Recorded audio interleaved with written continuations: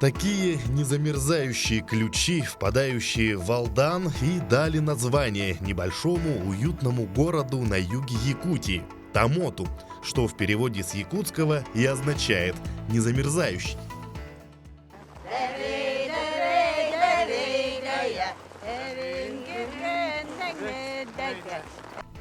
Издавна в местности Укулан, так раньше называлось место, где потом появился Тамот, жили предки эвенков, пасли стадо оленей, фамилии Карамзиных, Корниловых, Христофоровых, Николаевых до сих пор продолжаются в их потомках.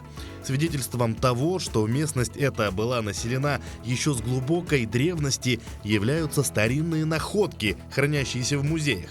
К примеру, очень редкий сейчас экспонат – укуланский меч. В 1943 году женщина по имени Горюнова копала свой огород, участок, и откопала там вот такую уникальную находку, на тот момент вообще единственную, практически в мире. Вот. Это довольно большой для бронзового века, значит, меч.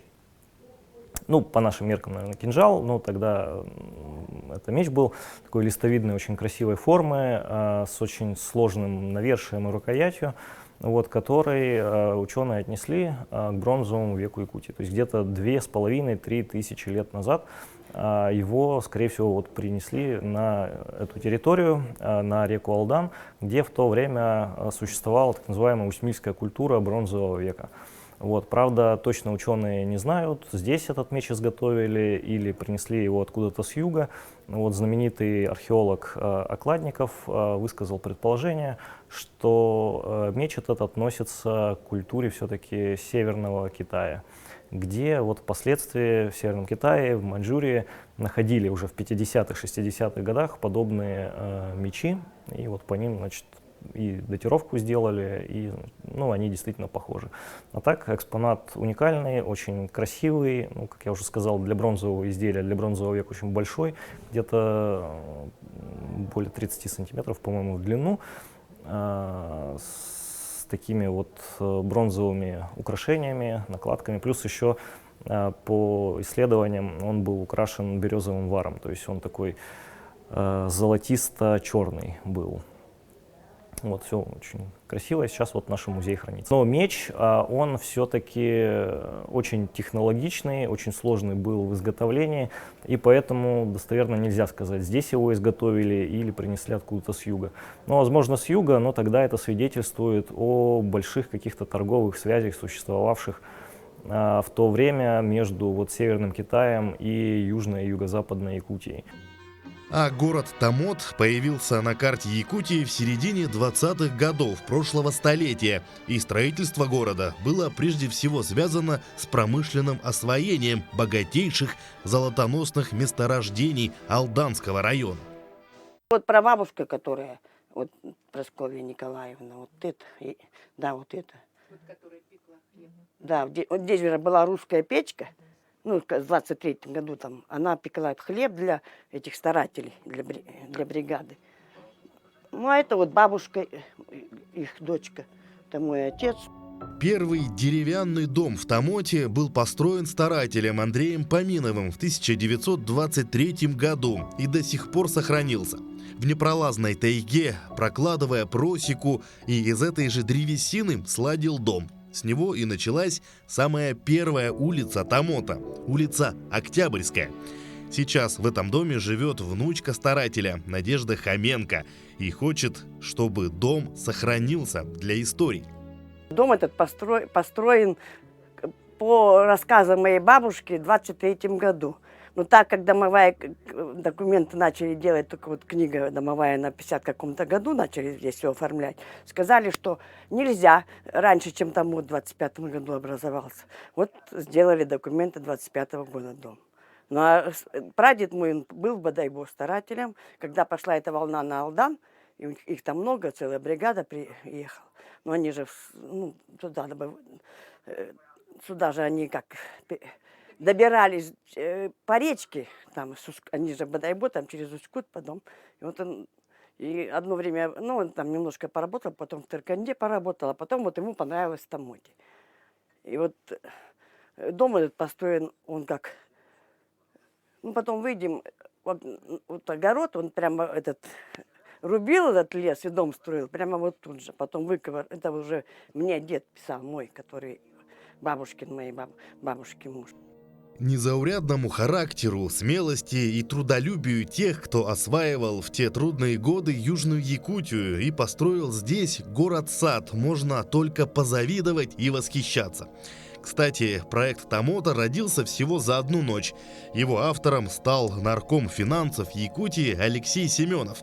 Человек неординарный. Тот самый, кто спас от топки надвратную башню Якутска, заложив собственную дачу, и внедрил в оборот винные деньги в трудные первые советские годы. И именно благодаря ему в Томоте сохранилась аллея из вековых деревьев вдоль реки Алдана. Еще одной знаковой фигурой в развитии города стал будущий полярный исследователь Иван Папанин, возглавивший в 1925 году экспедицию, которая должна была построить одну из первых радиостанций в Томоте. Под руководством Петра Алексеевича Острякова, который был назначен начальником экспедиции, научно-технической экспедиции, и Папанина, значит, Ивана Дмитриевича, именно Папанин руководил строительством этой радиостанции. Непосредственно приходилось ему очень сложно разъезжать и непосредственно, значит, привозить продовольствие, обеспечивать строительным материалом, оборудованием. И все это легло на плечи Ивана Дмитриевича Папанина. И сегодня в Томоте в память о Папанине у нас есть улица Папанина. То есть мы сохраняем память этого человека. Приходилось сложно, трудно. Вначале отряд под руководством Ивана Дмитриевича прибыли зимой, когда трескучие морозы встретили их. Добирались они до Иркутска поездом, потом до Большого Невера, и еще более 1000 километров, почти 30 дней, ему пришлось добираться до Томота на лошадях.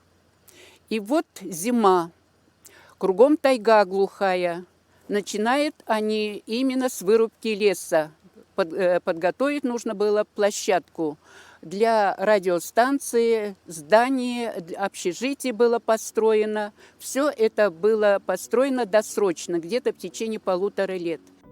Для молодого руководителя экспедиции Ивана Папанина и инженера-радиотехника Петра Острякова возведение в глухой тайге радиостанции стало вызовом и прежде всего самим себе. Ведь предстояло доставить за 1000 километров и наладить оборудование, построить котельную, а для этого еще привезти огромный котел. С помощью Амосова Максима Кировича, значит, этот котел нашли в Новониколаевске, ныне Новосибирск.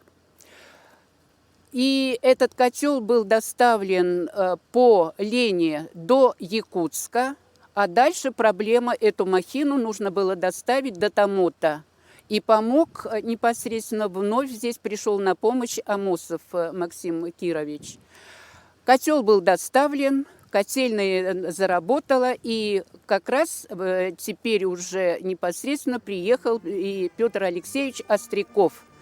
Осенью 1926 года радиостанция и передающая радиосигнал мачта были построены.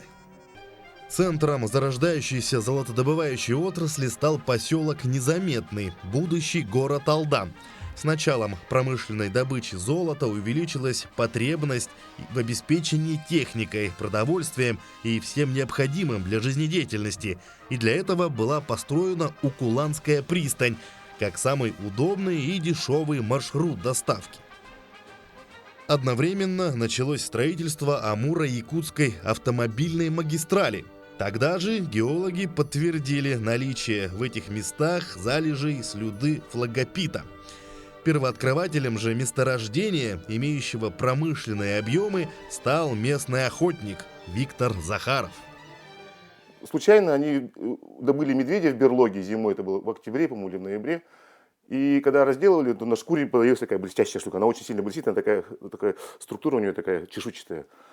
Вот. И он пошел в обком партии сразу же. Ну, не фолгер, вот я нашел какой-то минерал интересный. Они говорят, принеси, пожалуйста, 250 килограмм. Не 50, не 20, там, а 250. Это. Вот они там дали ему одного человека, как он рассказал. Они на ленях поехали обратно в Эмильджак, туда, в сторону Илмаха. Наковыряли этот флагопит, как бы залезли туда в берлогу, там прям все стенки, все это блестит.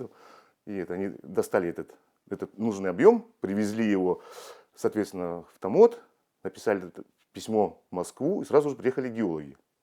Так, несмотря на трудные военные годы, в Томоте создается крупное промышленное предприятие «Алдан-Слюда», поставлявшее вплоть до 90-х годов прошлого века необходимый для развития электротехники, затем электроники минерал.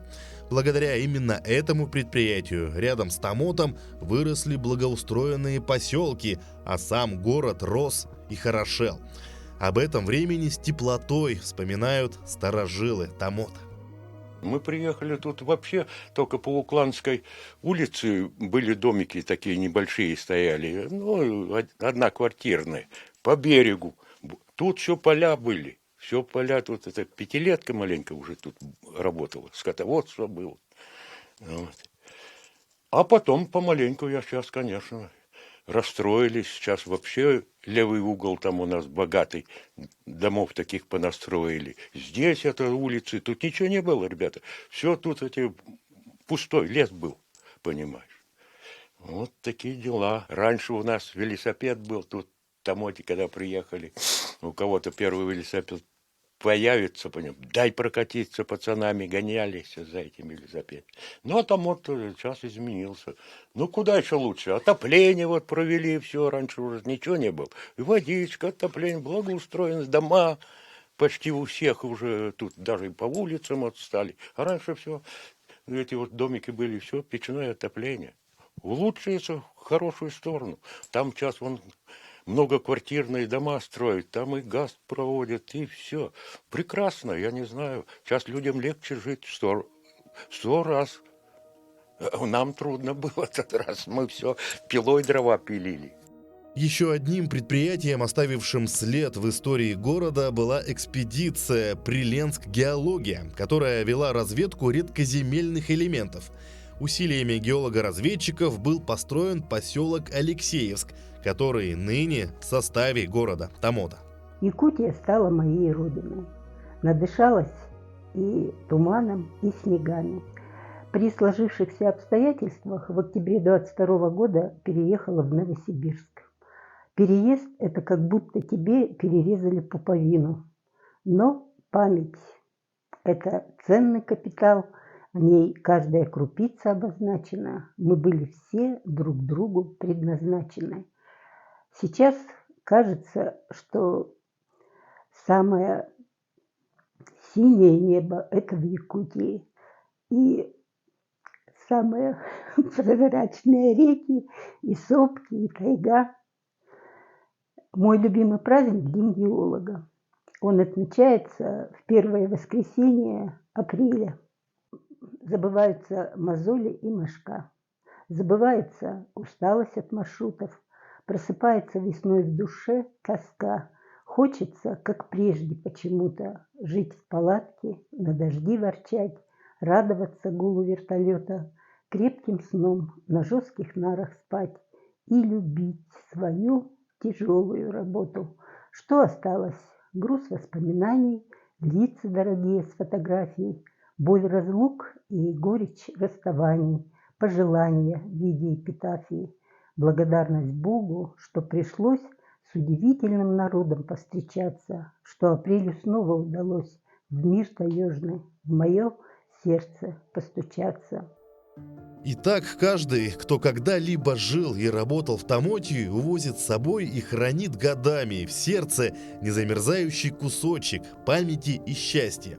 Столько судеб людских связано с этим суровым, одновременно прекрасным краем. Тысячи посланников с разных концов страны строили здесь в 80-е годы железную дорогу, возводили уникальные для Крайнего Севера мосты. Любой мост, соединяющий два берега, значит, он дает возможность, ну, в первую очередь, наверное, людям круглогодично встречаться, значит, возможность работать. Значит, этот мост начался строительство в 1982 году. Длина этого моста 541 метр. Значит, сдали мы его, этот мост, в 1987 году в ноябре месяце. Я в этот период времени учился в институте, мне посчастливилось, значит, на 3-м и 4-м курсе я принимал непосредственное участие в возводили тела опоры. Вот. Понятное дело, что любой мостовой переход дает возможность финансово-экономический прирост нашей республике. В тот период времени, когда этого моста не было, конечно, мы тут, значит, вот мы здесь стоим как раз на этом месте, где был здесь причал, и, значит, переправляли в летний период рекой. Были затруднения, вот, поэтому любой мост это, конечно, всегда качество. Железнодорожный мост тоже дал возможность сообщения построили железную дорогу до города Якутска, до города Нижний Бестях, поэтому мосты это всегда очень хорошо. И развивается республика, и стало проще людям добираться и до Якутска, и вообще перемещаться по Якутии. А когда сюда пришла железная дорога, город получил второе дыхание. Шли сквозь годы и ветры, мы с утра до темна к этим нескольким метрам золотого звена. Шли и трудно, и гордо, но настал этот день. Было в слове стыковка, эхо звездных путей. Тут ходили пешком, потом ездили на машинах, а сегодня ездим, извините, на поезде, который долго-долго ждали и дождались. А после того, как железная дорога двинулась дальше, Томот стал опорным пунктом для продолжения строительства. Здесь собирали звенья для укладки железнодорожного полотна, здесь же были организованы многочисленные вспомогательные производства. Я свою трудовую деятельность начал с поселка Синегорье под Томотом в далеком 1985 году, когда наше управление, специализированное управление БАМ-Трансвзрывпром, было передислоцировано, как тогда говорили, из района строительства Байкало-Амурской магистрали, с поселка Алекма. Мы переехали в 1985 году и начали строить поселок в городе Томоте. Акционерная компания «Железные дороги Якутии» здесь по-прежнему главный двигатель развития. Строит дома, дороги, а будущее Томота видит и в промышленном потенциале, а также в развитии туризма. Да, действительно, Томот уникальное место, и здесь мы видим его перспективу, и с точки зрения промышленного потенциала небольшого. Это, во-первых, так сказать, у нас рядом все-таки начал работать Ильконский горно-металлургический комбинат. Пока по добыче золота, но здесь же у нас вот находится практически 40% урана России и 7% мировых запасов урановой руды. Безусловно, да, экология сразу пугает. Сегодняшние технологии позволяют добывать это все безвредно. У нас здесь находится вся практически, сами понимаете, таблица Менделеевская уникальная. Но все равно основным вот таким движением, это, конечно, должна стать все, что связано с туризмом, все, что связано с рекой, все, что связано, очень интересно, есть несколько направлений, связанных, так сказать, с зимними видами охоты. Здесь они очень тоже интересные, представлены, здесь все можно организовать. Это связано и с, скажем так, выходным днем, вечером в 5 часов у нас выходит поезд, с Якутска можно вечером сесть, приехать сюда, 2 дня побыть, спокойно вечером уехать, утром в 10 утра приехать и уже быть в Якутске. То есть это такой день выходного дня поездом, и мы, который поездка железной дорогой, и мы на этом работаем. В Якутске уже пригласили специалиста, мы сейчас изучаем все это, готовимся. Для этих целей мы, так сказать, там тоже уже подготавливаемся, смотрим, изучаем, какие покататься на лыжах. У нас очень много снега здесь. У нас очень много снега здесь. Покататься в Алдане на лыжах, в Тамоте покататься на снегоходах, значит, это все. Вот это вот направление. Вот я вам говорил, экстремальные виды спорта. Значит, мы вот уже начали готовить, значит, землю отвели, администрация. Мы помогаем, безусловно, в этом деле. То есть вот здесь очень много таких этих. Это с точки зрения перспективы. Сегодня Томот развивают искренне любящие и болеющие за его будущее люди. Вот и глава города Александр Самарский вырос здесь, получив образование, вернулся в родной город и, заручившись поддержкой жителей, решает каждодневные проблемы городского хозяйства, вопросы строительства, благоустройства и другие, не менее важные задачи. И томотцы верят в своего главу. Дороги ровные стали. Начали как грибы расти дома. Много всего нового. Детские площадки настроили. Баскетбольную площадку сделали. Новый хоккейный корт построили. В принципе, хороший глава. Увидим еще. Мы только сейчас так-то. Все, кто обращаются, он, по крайней мере, исполняет.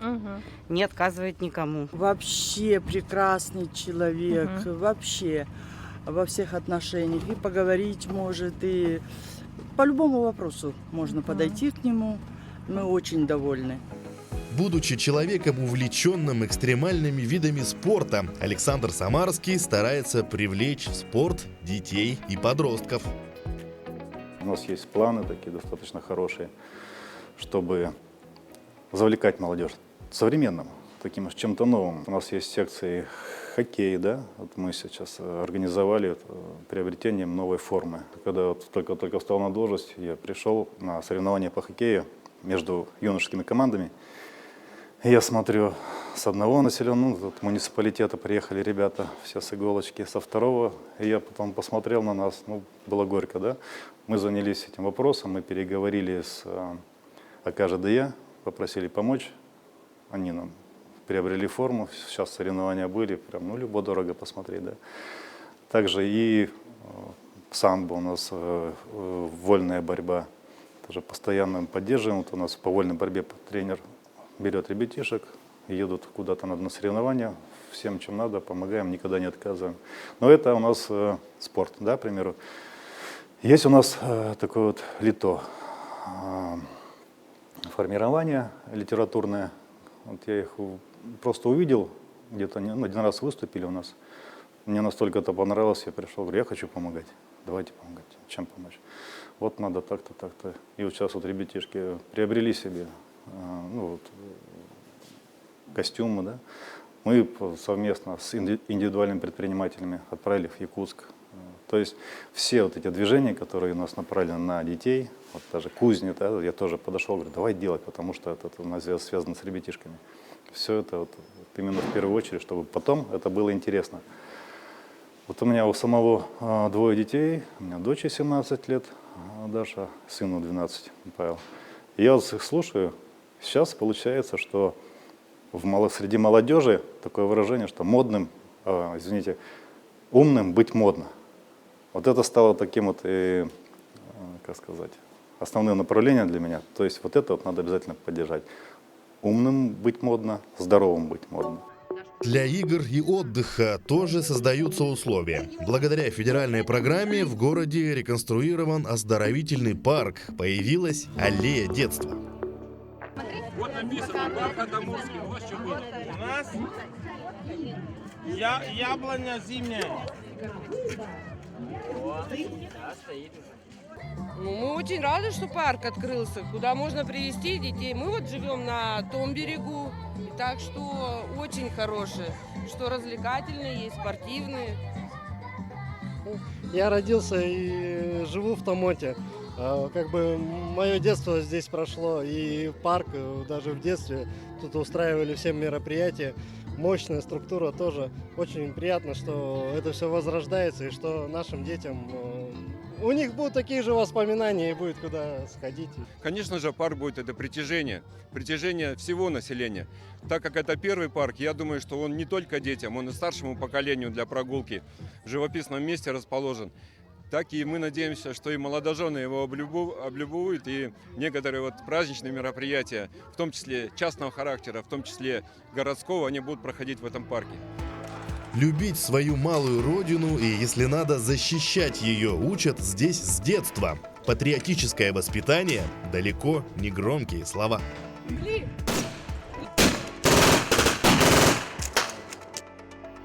Многие, кто живет в этом городе, ни за что не променяют эти скалистые берега, уютные аллеи на что-то другое. Да все, ребята, сейчас куда мне переезжать? Понимаете? Ноги болят, у меня тут папка лежит, воевал под Сталинградом, он ногу оторвало, инвалидом пришел. И так я в артели и работал. Нет, я сказал нет. Зовут. В Сибири родился, в Якутии приписали, не отпускают. Каждое место богато прежде всего людьми, а талантливых людей в Тамоте много. У Александра Смертина во дворе, как в музее. Резные ставни, калитки с причудливыми узорами можно рассматривать часами. Ну как? Вроде самоудовлетворение, вроде как бы и нужно. Ну, на пенсии, да? Вот что бы я на пенсии делал? На диване лежал. Ну и все, больше что? Ну, книжки читал. А тут все-таки интереснее. У меня зима пролетает, я не успеваю оглянуться. Сейчас вот в апреле месяце завязываю с резьбой, начинаю выпиливать, ну вот, наличники, да вот это все. Потому что режу не хромом, а от него дым идет. Это только на улице надо заниматься.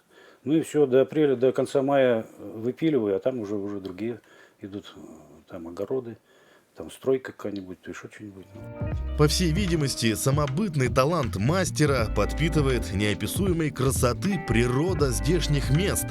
А какие только культуры не выращивают тамотские огородницы.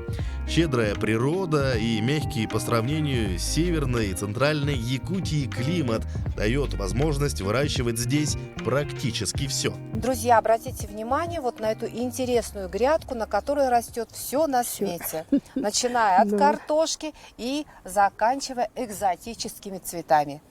А это груша. Вот это дерево груша? Да. Видите, сколько цветов. Вы плоды собираете? А плоды маленькие. Ну, можно компот. Я пробовала компот делать. Так. Сварила компот и сок этот, еще что-то добавили туда. А сколько лет этому дереву? Ой, лет 7-8 точно. Так. Как вы его посадили? Где вы его взяли? Купила. Вы купили? Да, у нас саженец? привозили сюда. Долго что-то она... Не понять было, что это. Или выкинуть, или это. Я говорю, я тебя выкину, если ты не хочешь цвести. Так, и, видимо, она раз припугнули, и раз и зацвела. Я обрезала макушку, и она пошла вот так. А сейчас уже я не достаю макушку. Каждый здесь находит свою отдушину. Кто-то в рукоделии, кто в огороде. А Ирина Лебедева свою любовь и заботу дарит подобранным на улице питомцам, которых у нее уже десятки. Ну вот была история, когда людям надо было обязательно срочно ехать обследовать ребенка. В таких случаях я помогаю. Они привезли ко мне кота на передержку. Он у меня был все это время в безопасности, сытый, под крышей, в тепле. Приехали, забрали. Благодарные, помогли нам за это, нашим питомцам, привезли корма. Вот это у нас знаменитый Кай, который единственный в нашем городе гуляет вот с таким приспособлением. Кай у нас жертва человеческой жестокости. В него стреляли. Во время рентгена обнаружили, что у него в позвонке застряла дробина. Ну, он живет сейчас полноценной жизнью, не хуже, чем другие собаки. И все его любят. Ребятишки, особенно когда приходят к нам. Да, Каюшка? О том, что в Тамоте живут люди с большим сердцем, гостеприимные и отзывчивые, ежегодно говорят гости фестиваля авторской песни «Берег дружбы». Сюда, на берег могучего Алдана, с 2006 года приезжают исполнители и почитатели авторской песни. 3 дня в атмосфере романтики, у костра звучат песни, объединяющие людей разных возрастов и национальностей. География участников фестиваля представлена такими городами, как Калининград, Москва, Магадан, Новосибирск, Чита, Хабаровск. Тында, Ленск, Нерюнгри, Якутск, Мегино-Кангаласский улус и другие.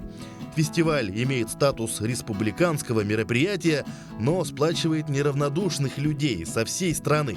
«Берег дружбы» демократично совмещает разные песенные жанры. Песни поют на разных языках – русском, якутском, коренных малочисленных народов Севера. Жить, когда я устану петь.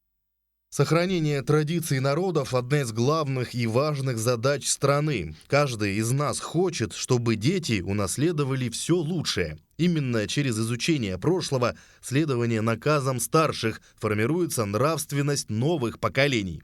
Преследуя эти идеи и цели, 10 июня в Тамоте прошел первый масштабный Бакалдын.